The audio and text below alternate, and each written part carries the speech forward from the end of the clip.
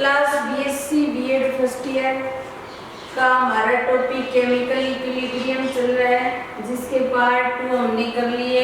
आज 3 पार्ट कर रहे हैं, जिसके अंदर साम्य को प्रभावित करने वाले कारक, साम्य को प्रभावित करने वाले कारक हमने ये देख लिया था कि साम्य क्या होते हैं या साम्य अवस्था क्या होती है। जब रिएक्टेंट और प्रोडक्ट की सांद्रताएं बराबर हो जाती हैं तो उस अवस्था को बोला जाता है साम्य अवस्था। और उस साम्य को कौन कौन से कारक प्रभावित करेंगे इसको देखेंगे। जैसे सबसे पहला कारक है सांद्रता। क्या है? सांद्रता, या फिर बोलेंगे कंसंट्रेशन। क्या है? कंसंट्रेशन।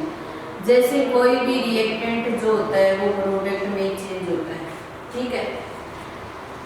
अब रिएक्टेंट जैसे जैसे प्रोडक्ट में चेंज होता है तो रिएक्टेंट की स्टार्टिंग में कंसंट्रेशन अधिक होती है और प्रोडक्ट की कंसंट्रेशन कम होती है। तो इसकी कंसंट्रेशन क्या होती है? ज़्यादा, और इसकी कंसंट्रेशन क्या होती है? कम। जैसे जैसे विक्रिया आगे बढ़ती है, रिएक्टेंट प्रोडक्ट में चेंज होता जाता है, वैसे वैसे इसकी कंसंट्रेशन क्या होती है? कम होने लग जाती है, कम होने लगती है, ठीक है। और इसकी जो कंसंट्रेशन है वो क्या होती है? बढ़ने लगती है। और एक अवस्था ऐसी आती है कि दोनों की कंसंट्रेशन इक्वल हो जाती है, और इक्वल होती है तो वो अवस्था क्या होती है? साम्य अवस्था होती है, या वो अवस्था साम्य की अवस्था होती है, या वो उसको क्या बोलेंगे? इक्विलिब्रियम। क्या बोलेंगे? Equilibrium stage. जब साम्य आ जाता है तो उसके बाद में रिएक्टेंट प्रोडक्ट में बदलना बंद हो जाता है। तो अब हमें क्या करना है? रिएक्टेंट को अधिक मात्रा में प्रोडक्ट में बदलना है, या फिर हम ऐसे कह सकते हैं कि जितना भी रिएक्टेंट है उसको पूरी तरह प्रोडक्ट में बदलना है। तो रिएक्टेंट को प्रोडक्ट में ज़्यादा मात्रा में बदलने के लिए हमें क्या करना पड़ेगा? इसकी जो सांद्रता है या कंसंट्रेशन है उसको तो क्या करना पड़ेगा? बढ़ाना पड़ेगा, ठीक है। और या फिर इसकी कंसंट्रेशन या सांद्रता है उसको क्या करना पड़ेगा? कम करना पड़ेगा।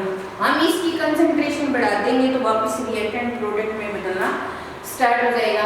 या फिर हम क्या करें? प्रोडक्ट की कंसंट्रेशन को कम कर दे तो रिएक्टेंट वापस प्रोडक्ट में चेंज होना शुरू हो जाएगा। तो कहने का मतलब है कि ज्यादातर रिएक्टेंट को ज्यादातर प्रोडक्ट में बदलने के लिए सांद्रता को, रिएक्टेंट की सांद्रता को बढ़ाना है और प्रोडक्ट की सांद्रता को कम करना है। तो सांद्रता जो होती है वो साम्य को प्रभावित करती है या साम्य अवस्था को प्रभावित करती है। मान लो हम कोई भी रिएक्टेंट को प्रोडक्ट में बदल रहे हैं, दोनों की कंसंट्रेशन बराबर होगी, साम्य अवस्था आ गई। जितने टाइम में साम्य अवस्था या साम्य में प्राप्त हुआ है वो हो गया। फिर हम क्या करते हैं? रिएक्टेंट की कंसंट्रेशन को बढ़ा देते हैं। बढ़ा देंगे तो रिएक्शन और ज्यादा टाइम लगेगा होने में, और जो कंसंट्रेशन है उनको बराबर होने में ज्यादा टाइम लगेगा। तो साम्य पहले की तुलना में ज्यादा समय लगेगा, या ज्यादा समय में साम्य अवस्था प्राप्त हो गई। तो इसका मतलब ये हो गया कि साम्य जो हो गया वो सांद्रता से प्रभावित हो गया। उसके बाद में दूसरा कारक आता है दाब या प्रेशर। प्रेशर जो होता है वो भी क्या करता है? साम्य को प्रभावित करता है। प्रेशर का जो इफेक्ट पड़ता है वो कौन सी विक्रियाओं पर पड़ता है? गैसीय विक्रियाओं पर। प्रेशर का जो इफेक्ट पड़ता है वो गैसीय विक्रियाओं पर पड़ता है। इसके लिए सबसे पहली बात, डेल्टा एन की अगर वैल्यू क्या हो? 0 हो, ठीक है। जैसे हमारे पास में कोई रिएक्शन है, मान लो H2 + I2, और ये किस में चेंज हो रही है? 2HI में चेंज हो रही है, ठीक है। किस में चेंज हो रही है? 2HI में। या फिर N2 + O2, और ये किस में चेंज हो रही है? 2NO में चेंज हो रही है, ठीक है। तो ये गैसीय विक्रियाएं। डेल्टा एन का मतलब क्या हो गया? उत्पाद माइनस अभिकारक। कल किया था हमने उत्पाद माइनस अभिकारक, उत्पाद अणुओं की संख्या और अभिकारक अणुओं की संख्या। उत्पाद की संख्या 2 है, 2 ही अभिकारक की है, तो डेल्टा एन का मान क्या आ गया, 0 आ गया। तो उस कंडीशन में आप ऐसे चलकर प्रेशर को कम या ज्यादा करो या ऐसे चल करके प्रेशर को कम ज्यादा करो, प्रेशर का कोई इफेक्ट नहीं पड़ता, दाब का प्रभाव नहीं पड़ता, दाब का प्रभाव नहीं पड़ता, क्योंकि जब रिएक्टेंट और प्रोडक्ट की अणुओं की संख्या बराबर है, डेल्टा एन का मान 0 आ रहा है, उस कंडीशन में आप दाब को बढ़ाएं या कम करें उससे कोई इफेक्ट नहीं पड़ेगा। दूसरी कंडीशन, डेल्टा एन का मान क्या हो, नेगेटिव हो। जैसे हम एक इक्वेशन लेते हैं यहाँ पर N2 प्लस में 3H2 और 2NH3 ये बन गया। तो डेल्टा एन को ज्ञात करोगे तो यहाँ पर तो 2 ही है और यहाँ कितने हैं, 4, तो 2 - 4, तो डेल्टा एन की मान कितना आ गया, -2 आ गया। अब देखो सीधी सी बात है, यहाँ डेल्टा एन का मान क्या है, नेगेटिव आया है, ठीक है। अब इसको भी भूल जाओ, आप ये ध्यान रखो कि अगर यहाँ पर टोटल अणु कर लो, 4 हो गए, यहाँ कितने हो गए, 2 हो गए। अगर आप ऐसे जा रहे हो और उस कंडीशन में दाब बढ़ा रहे हो तो आपको ये देखना है कि आपके अणुओं की संख्या कितनी है, यहाँ 4 है और यहाँ 2 है, तो यहाँ तो 4 अणु हो गए और यहाँ कितने हैं, 2 ही है। इसका मतलब 4 से 2 की तरफ, कम की तरफ जा रहे हो तो दाब बढ़ा दो, क्या कर दो, दाब बढ़ा दो, तो अभिक्रिया बढ़ जाएगी, ठीक है। अब देखो अगर आप कोई रिएक्शन ऐसे हो रही हो तब उसको क्या करना पड़ेगा, दाब को कम करना पड़ेगा। तो अब देखो हमारे पास में अगर डेल्टा एन की वैल्यू नेगेटिव आ रही है तो हमें क्या करना पड़ेगा, दाब को बढ़ाना पड़ेगा। दाब को बढ़ाओगे तभी सामने विस्थापित होगा, ठीक है। तो इसका मतलब दाब जो होता है वो सामने को प्रभावित कर रहा है। तीसरा का कारण, अगर डेल्टा एन का मान क्या हो, पॉजिटिव हो, हमारे पास में डेल्टा एन का मान क्या हो, पॉजिटिव हो। जैसे हमारे पास में एक रिएक्शन है PCl5 और ये PCl3 और Cl2 में बदल रही है, ये सारी क्या है, गैसीय विक्रियाएं हैं। इनके पीछे आप गैसीय लगा सकते हो, ये गैसीय टाइप की विक्रियाएं हैं सारी, क्योंकि गैसीय विक्रियाओं पर दाब का प्रभाव पड़ता है। डेल्टा एन का वैल्यू क्या है, पॉजिटिव आ रही है, इसका मतलब उत्पाद की संख्या ज्यादा है, रिएक्टेंट तो 1 है, उत्पाद 2 है, इसकी वैल्यू निकालोगे तो 2 - 1 + 1 आ जाएगी। इसका मतलब डेल्टा एन का मान क्या आ गया, पॉजिटिव आ गया। आप कम से अधिक की तरफ जा रहे हो तो पहले अणु यहाँ पर तो ज्यादा है, तो दाब बढ़ाओगे तो कोई फर्क नहीं पड़ेगा, मतलब यहाँ पर हमें क्या करना पड़ेगा, दाब को कम करना पड़ेगा अगर सामने विस्थापित करवाना है। तो इसका मतलब ये हो गया कि दाब का इफेक्ट गैसीय विक्रियाओं पर पड़ता है। और उसके बाद में तीसरा जो कारक प्रभावित करता है वो क्या होता है, टेम्परेचर। और टेम्परेचर के आधार पर हमारी जो विक्रियाएं होती है वो 2 प्रकार की होती हैं। एक होती है एक्सोथर्मिक रिएक्शन, एक तो होती है एक्सोथर्मिक रिएक्शन और दूसरी होती है एंडोथर्मिक रिएक्शन। इसको बोलते हैं ऊष्माक्षेपीय विक्रिया, ऊष्माक्षेपीय विक्रिया, और इसको बोलते हैं ऊष्माशोषी विक्रिया, ऊष्माशोषी विक्रिया। तो ऊष्माक्षेपी विक्रिया में ऊष्मा बाहर निकलती है, बाहर निकलती है, इसमें हमें देनी पड़ती है, देनी पड़ती है। तो ऐसी रिएक्शन जहाँ पर रिएक्शन एक्सोथर्मिक प्रकार की हो रही है, यानी कि पहले ही क्या हो रही है, हीट बाहर निकल रही है, ऊष्मा बाहर निकल रही है, तो उसे टेम्परेचर देने का कोई फायदा नहीं है। इसीलिए वहाँ पर रिएक्टेंट को अधिक से अधिक प्रोडक्ट में बदलना है तो आपको क्या करना पड़ेगा, टेम्परेचर को कम करना पड़ेगा। क्या करना पड़ेगा, कम करना पड़ेगा।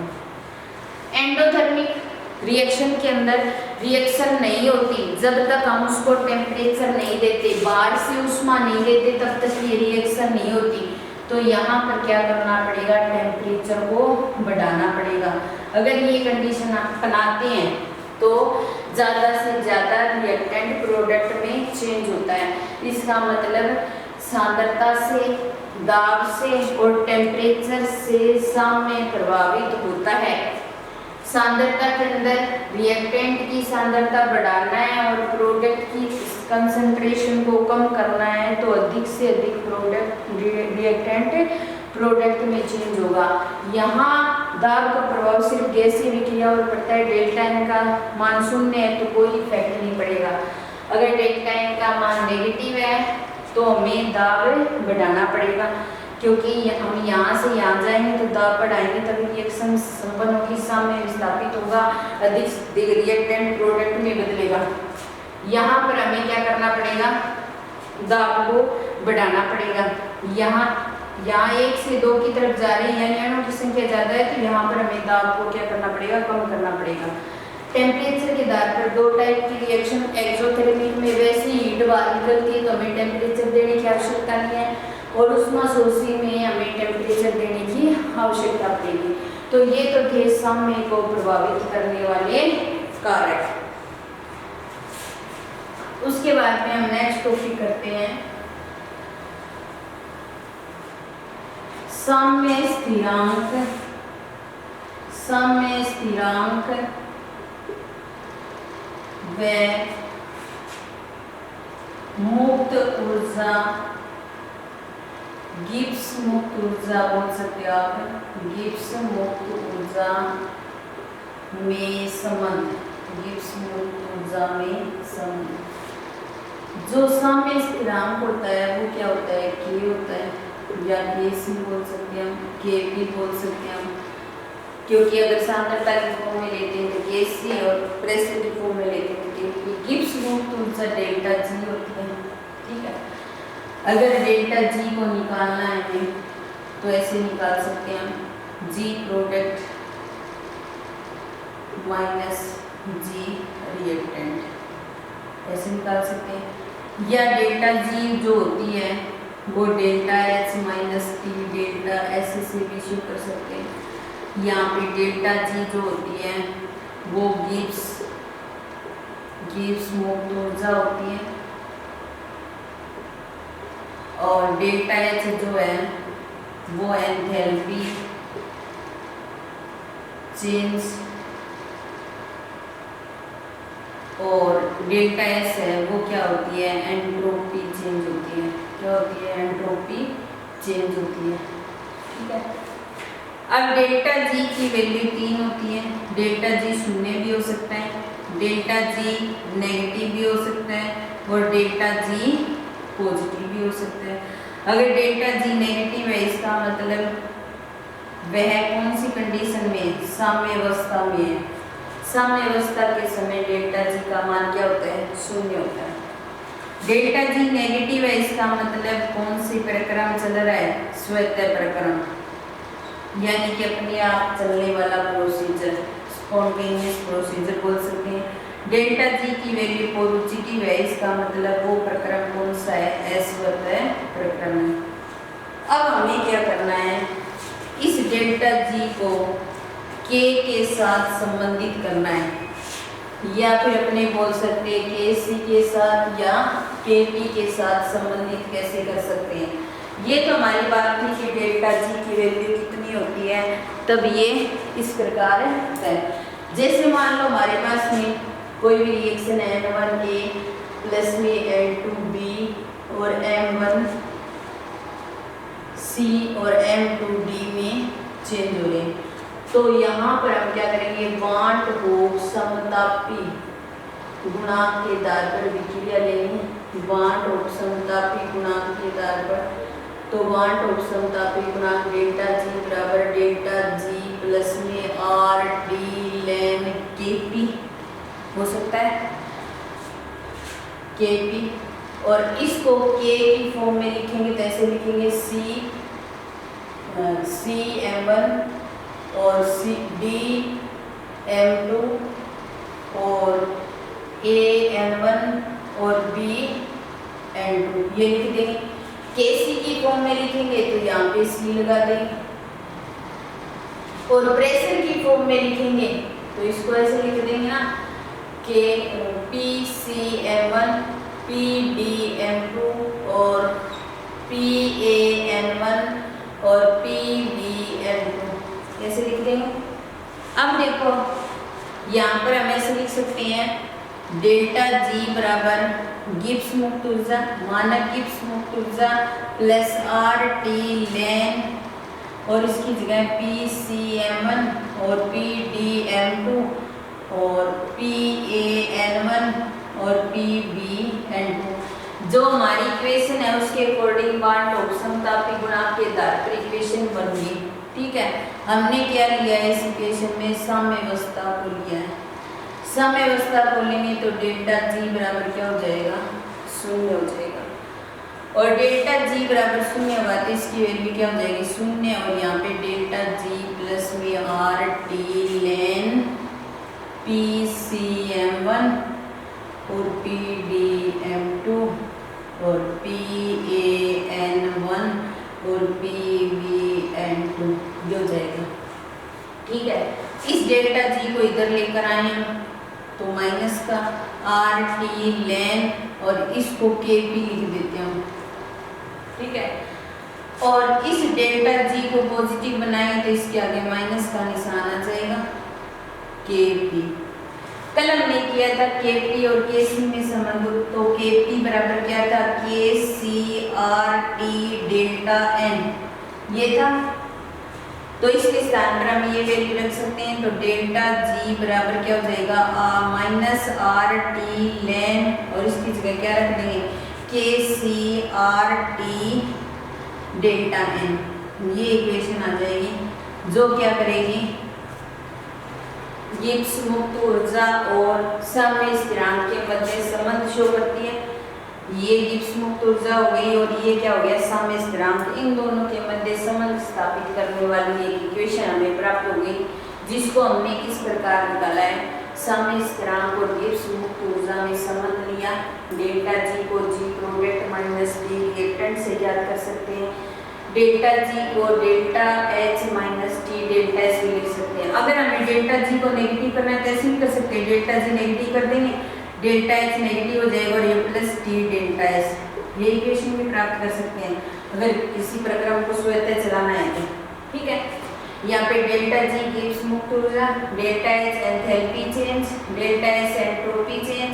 डेल्टा G की वैल्यू शून्य होती है तो वो साम्यावस्था को शो करती है, डेल्टा G की वैल्यू नेगेटिव है तो वो स्वतः प्रक्रम है, और डेल्टा G की वैल्यू पॉजिटिव है तो अस्वतः प्रक्रम। मान लो एक इक्वेशन है, इसके अकॉर्डिंग बांट और समतापी गुणांक को लेंगे तो delta G note plus RT लेन KP आ जाएगा, और KP को हम इस इक्वेशन के आधार पर निकाल सकते हैं। तो delta G note plus RT लेन KP, डेल्टा G को क्या कर दे, शून्य कर दे, क्योंकि साम्यावस्था में डेल्टा G का मान शून्य होता है तो यहाँ शून्य रख दिया, और delta G note plus RT लेन भी आ गया। फिर इसको इधर लेकर जाएंगे तो माइनस RT लेन KP आ जाएगा, और डेल्टा G बराबर माइनस RT लेन KP।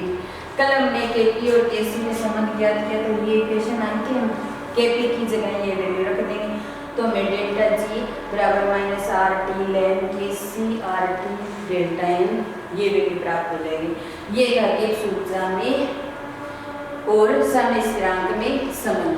तो हमने पहले क्या किया था, साम्य प्रभावित करने वाले कारक और साम्य स्थिरांक व गिब्स ऊर्जा में संबंध।